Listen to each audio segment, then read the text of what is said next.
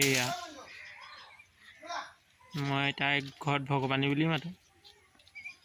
আৰু এইজোপা আমাৰ পাণ গছ নাৰিকল গছত দি থোৱা আছে এইকেইদিন পূৰা ৰ'দ পাইছে পাণকেইজোপা শুকাই যাবলৈ লৈছে একদম শুকান হৈ গৈছে কলগছ কাটি দিব লাগিব গুৰিত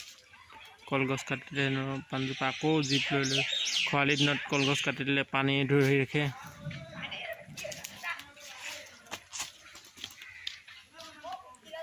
ভগৱানী কি চাইছা সেইজোপা পাণ গছ